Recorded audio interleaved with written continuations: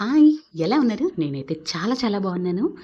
ఇదొచ్చేసి one of my evening to night routine అనమాట. So, చూసారా? Evening పిల్లలకైతే ఎగ్జామ్స్ అయిపోయాయి. పిజ్జా అయితే అడిగారు. సో, చికెన్ కార్న్ పిజ్జా చేశాను.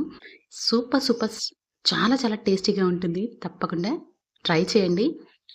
ఫుల్ స్టఫింగ్ ఉంటుంది. నాకు స్టఫింగ్ ఎక్కువ ఉంటే చాలా చాలా నచ్చుతుంది. సో, అలా అయితే ప్లాన్ చేసుకుంటాను. ఈవినింగ్ అయితే వాకింగ్ ఖచ్చితంగా ఒక 1 అవర్ అయితే డైలీ వాక్ చేస్తాను. పాలు తెచ్చుకుంటాను. అటు నుంచి వాకింగ్ కూడా అయిపోతుంది. లేదంటే చాలా చాలా లేజీగా అనిపిస్తూ ఉంటుందనమాట. కొంచెం అలా బయటికెళ్తే మైండ్ రిలాక్స్‌గా అనిపిస్తుంది. చక్కటి చిక్కటి చాయ్ అయితే పెట్టేసుకున్నాం. ఇలాచీ ఫ్లేవర్ తోటి, అల్లం ఫ్లేవర్ తోటి తెలుస్తూ ఉంటే నెక్స్ట్ లెవెల్ ఉంటుంది. మీలో చాయ్ లవర్స్ ఉంటే ఖచ్చితంగా కామెంట్ చేసి చెప్పండి. ఒక్క పూట కూడా చాయ్ లేకుండా అస్సలు ఉండలేము మేమిద్దరం. చాలా ఎంజాయ్ చేస్తాం చాయ్‌నైతే. సో, చూసారా? ఈవినింగ్ అయితే నా పూజ అయితే కంప్లీట్ చేసేసుకున్నాను. ఇంట్లో పూజ చేసుకొని దీపారాధన వెలుగుతూ ఉంటే మైండ్‌కైతే ఎంత పీస్‌ఫుల్‌గా ఉంటుందంటే అంత హాయినిస్తుందనమాట. సో, ఈరోజైతే నా గురించి మీతో షేర్ చేసుకోవాలనుకుంటున్నాను. జై జవాన్, జై కిసాన్ అంటారు కదా! సో, ఆ 2 కూడా నా లైఫ్‌లో ఉన్నాయి. ఒక రైతు బిడ్డగా వాళ్ళ కష్టాలు నేను చూసాను.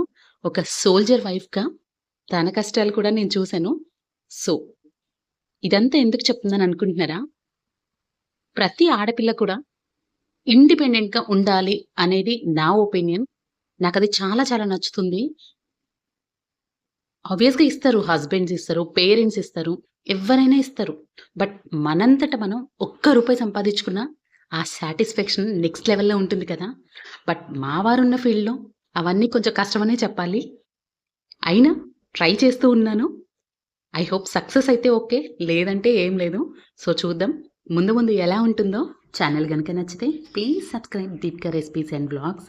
నేనైతే 14 ఇయర్స్‌గా మా వారితో పాటు ట్రావెలింగ్ చేస్తూనే ఉన్నాను. మా మ్యారేజ్ అయ్యి 14 ఇయర్స్ కంప్లీట్ అయింది. సో, అప్పటినుంచి నా మ్యారేజ్ అవ్వటం నేను క్వార్టర్స్‌లోకి అయితే వచ్చేసాను. అప్పటినుంచి డెలివరీస్ అని అవని ఇవని ఒక 1 ఆర్ 2 ఇయర్స్ మిగిలినంతా క్వార్టర్స్‌లోనే తిరిగాను. మా వారితోనే ఉన్నాను. అన్ని స్టేట్స్ తిరుగుతూనే ఉన్నాను. సో, చూసారా? ఇలా అయితే ఉంటుంది. మధ్య మధ్యలో నాకు హిందీ వర్డ్స్ వస్తూ ఉంటాయి. ఎందుకంటే నాకు మ్యారేజ్ 18 ఇయర్స్ అప్పుడయింది. నేను 14 ఇయర్స్‌గా మా వారితో తిరుగుతూ ఉన్నాను. సో, 2 కూడా కొంచెం తెలుగు, హిందీ ఎక్కువ మాట్లాడుతూ ఉంటాను. మధ్య మధ్యలో హిందీ వర్డ్స్ వస్తూ ఉంటాయి. ఎందుకంటే ఇక్కడ అందరితో హిందీ ఎక్కువ మాట్లాడి మాట్లాడి అలవాటయిపోయిందనమాట.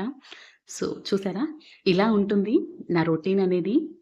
మీకు గనక నచ్చితే ఒక లైక్ చేయండి, కామెంట్ చేయండి, సబ్స్క్రైబ్ కూడా చేసుకోండి.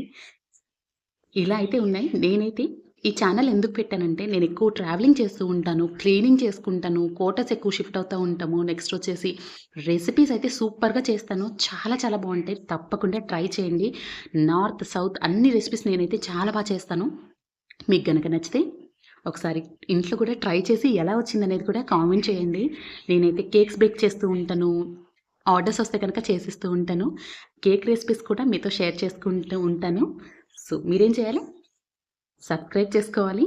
సో, ఈవినింగ్ అయితే ఫుల్‌గా గిన్నెలున్నాయి. అవన్నీ తోమేసేసరికి 2 టబ్బులైతే అవుతూ ఉంటాయి. సో, చూసారా? ఒక చిన్న టిప్ చెప్తాను గిన్నెలు కడిగేటప్పుడు. మనకి గ్లాసెసు, స్పూన్స్ అవన్నీ అడుగునెక్కడో పడిపోయి తీస్తూ ఉంటే సౌండ్ వస్తూ ఉంటుంది కదా! అలా కాకుండా ఒక చిన్న ట్రే తీసుకొని అందులో ఈ గ్లాసులు, గిన్నెలు పెట్టేసుకుంటే మీకంత ఎక్కువ షోర్ కూడా అవ్వదు. అవి తీసేటప్పుడు ఇరిటేటింగ్ కూడా అవ్వదు పక్కన వాళ్ళకి. సో, నాది వర్క్ అయితే కంప్లీట్ అయిపోయింది. డిన్నర్ టైమ్ అయితే అయింది. పిల్లలకైతే పిజ్జా అయితే స్టార్ట్ చేశాను. ఇదొచ్చేసి చికెన్ కార్న్ చీజ్ పిజ్జా అనమాట. చాలా చాలా టేస్టీగా ఉంటుంది. తప్పకుండా ట్రై చేయండి.